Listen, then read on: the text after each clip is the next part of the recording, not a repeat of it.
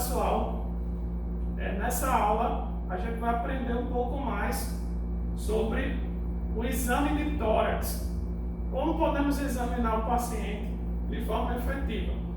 E aqui eu vou simular que eu tenho um paciente e eu vou examinar o paciente, beleza? O que é que eu devo fazer antes de chegar ao leito do paciente? Eu já lavei as minhas mãos, certo? Lavei as minhas mãos. Depois eu vou promover a privacidade do paciente para que ele não se sinta exposto. Depois que eu fizer isso, eu posso utilizar o biombo para fazer isso. Depois que eu fizer isso, eu vou explicar o procedimento ao paciente, me apresentar e explicar o procedimento ao paciente. Bom dia, eu me chamo João Paulo. Vou realizar o seu exame físico. Vou auscultar o senhor. Vou examinar o seu tórax e vou precisar que o senhor respire algumas vezes que eu pedi, se o senhor puder. Vocês puderam observar que o paciente ele não reagiu. É um paciente inconsciente, porém, mesmo por ele ser inconsciente, nós devemos explicar o procedimento ao paciente. Porque no subconsciente dele ele está ouvindo tudo. Então, independente do cliente, nós temos que explicar o procedimento ao paciente. Antes de iniciar a ausculta, temos que colocar as olivas para fora para ser efetivo ao colocar o estetoscópio no ouvido. Depois que colocarmos o estetoscópio no ouvido, podemos aquecer ele dessa forma, para que não seja um choque de temperatura. Após aquecer o diafragma, podemos também testar para ver se o diafragma está na posição correta, para podermos auscultar de forma efetiva o paciente.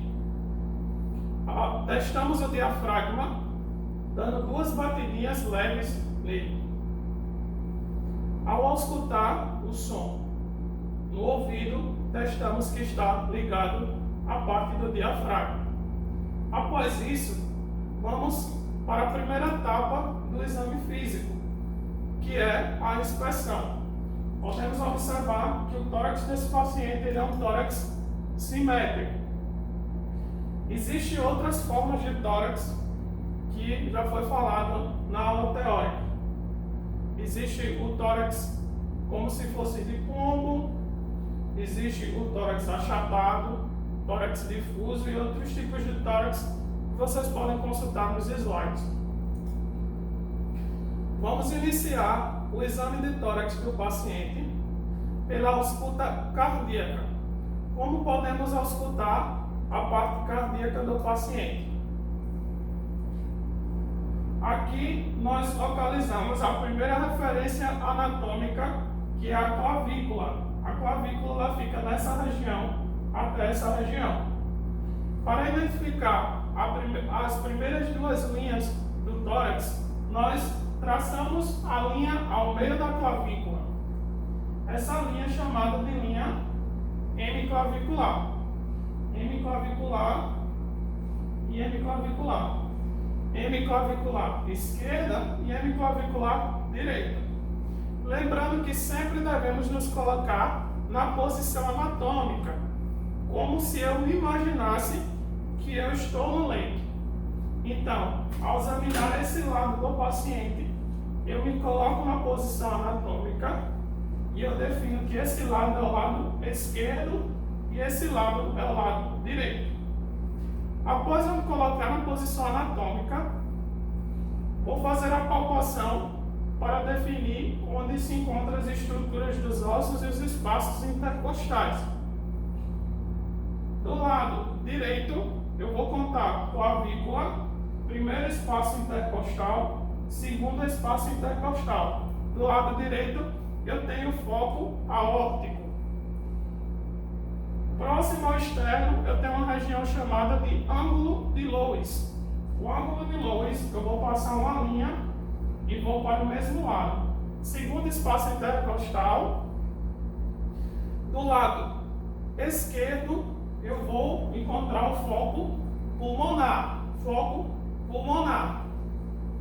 Palpando o terceiro e o quarto, quando eu chegar no quarto e quinto espaço intercostal, rente ao externo, linha para external, esquerda, quarto ou quinto espaço intercostal, eu vou encontrar o foco tricúspide. Linha hemiclavicular esquerda, abaixo do mamilo, a região de ictus cordis, certo? Ictus cordis ou foco mitral ou bicúspide, onde é o foco mais alto que podemos encontrar para examinar o coração. Vou começar a minha ausculta, colocando as olivas para fora, testando o diafragma. Segundo espaço intercostal, lado direito, foco aórtico.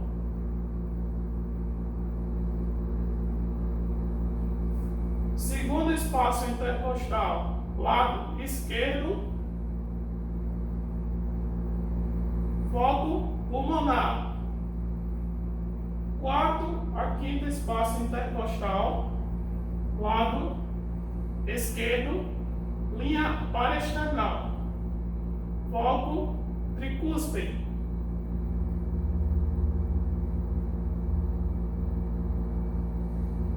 Linha hemiclavicular, abaixo do mamilo, ictus cordis, ou foco mitral tricúspide.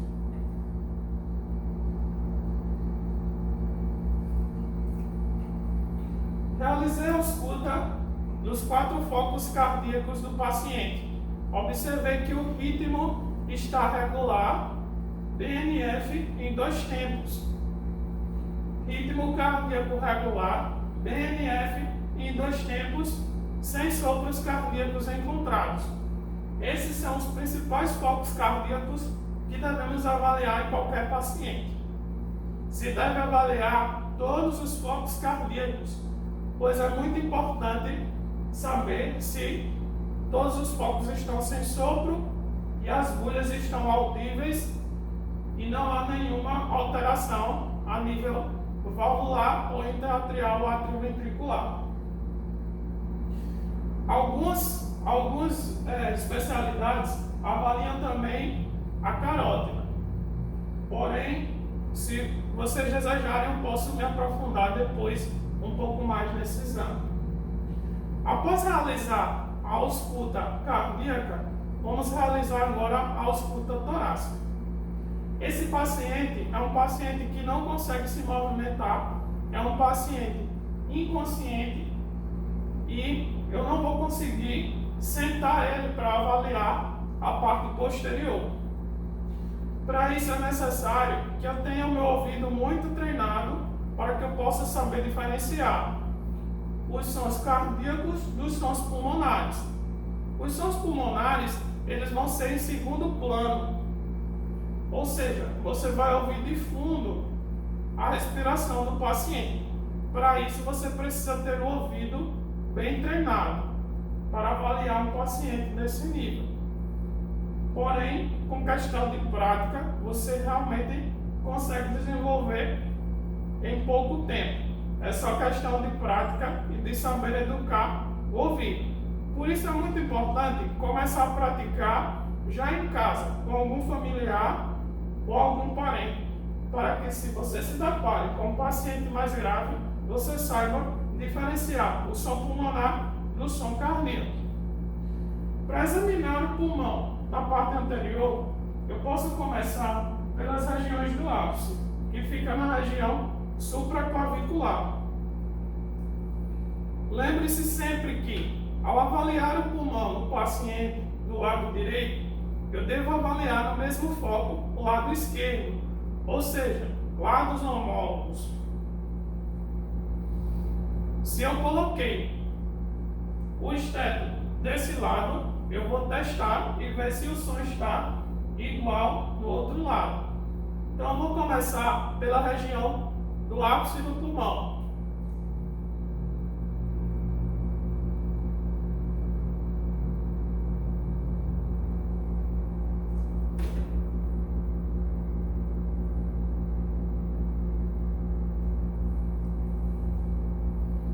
O som do pulmão desse paciente está limpo. É um paciente que até agora não apresentou, apenas na região do ápice, nenhum som anormal, certo? E agora, como vamos fazer? Vamos fazer o zigue-zague. Depois de colocar o esteto aqui, eu venho para esse lado, fazendo sempre um zigue-zague. Depois para o outro lado, depois para esse lado, depois para o outro lado, depois para esse lado e depois para esse lado. Por que chamamos popularmente de zigue-zague? Porque se faz um desenho de um zigue-zague, indo e vindo. Isso fica mais fácil de você aprender que deve sempre fazer dos dois lados do pulmão. Agora eu vou avaliar os outros focos. Como eu consigo fazer isso? Eu vou palpar e vou livrar todas as extremidades ósseas, todos os ossos do paciente. Eu vou colocar nos espaços intercostais. E isso eu posso colocar no segundo, no terceiro, e vou agora me concentrar no som pulmonar do paciente. Então, coloquei aqui, agora eu venho para cá. Primeiro espaço intercostal.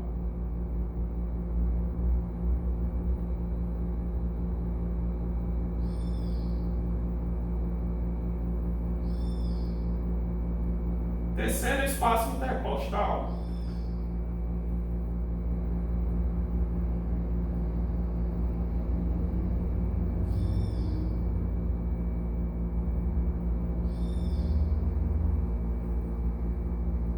Quinto espaço intercostal. Região de base de pulmão.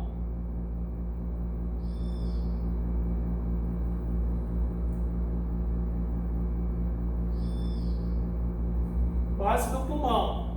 Terço médio, as regiões. Terço médio, base, ápice do pulmão. Observaram que eu avaliei sempre dessa forma, comparando os dois lados. Avaliei os dois pulmões da parte anterior. Só que agora, diferente do ápice, eu notei que em base do pulmão eu encontrei um ronco no paciente. Como eu vou fazer? Eu vou confirmar novamente na região que eu encontrei o ronco. E vou escutar novamente e comparar nos dois pulmões.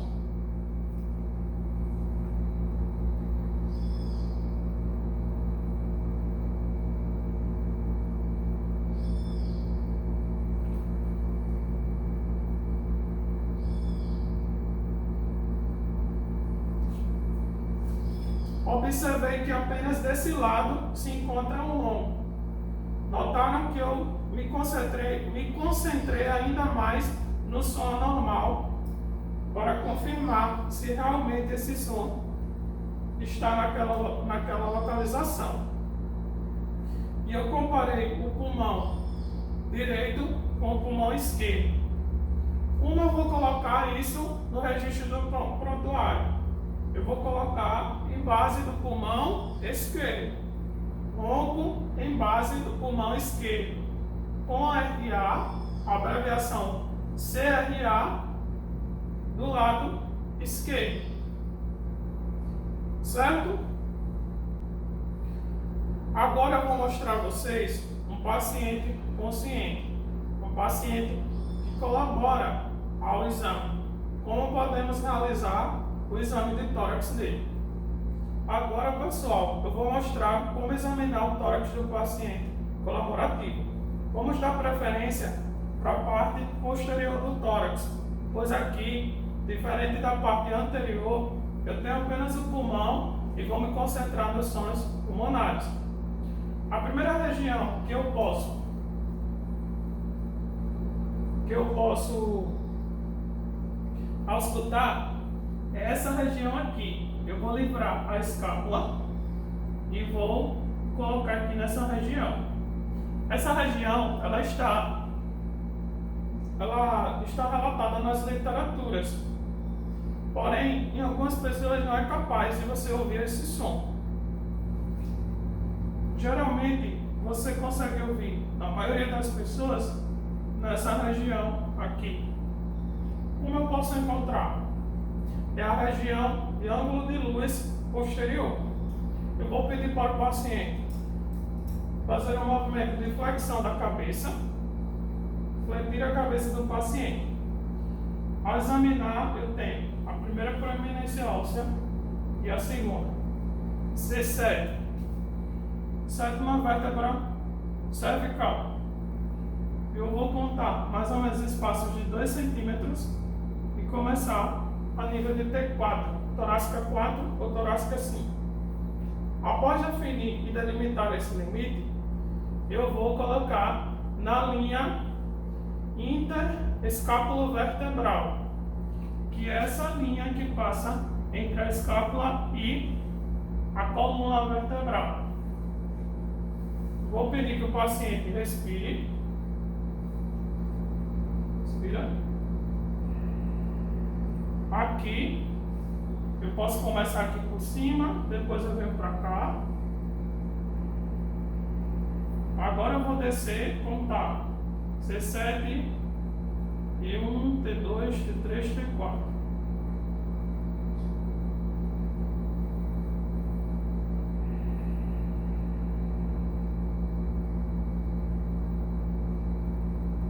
Sempre comparando o pulmão esquerdo com o direito. Descer mais para baixo.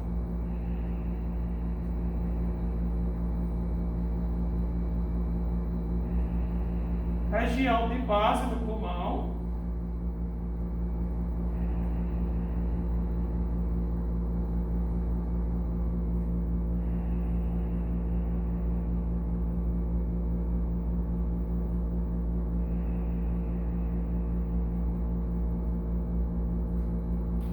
Certo. Eu observei nesse paciente que ele tem apenas um murmúrio vesicular, ou seja, o som está entrando e saindo sem obstrução e não tem nenhuma secreção, não tem nada nesse pulmão desse paciente. Beleza? Revisando as regiões do pulmão: ápice, terço médio, base pulmonar. Ápice, região de ápice, terço médio e base pulmonar. Então, esse foi o vídeo de avaliação pulmonar em um paciente colaborativo.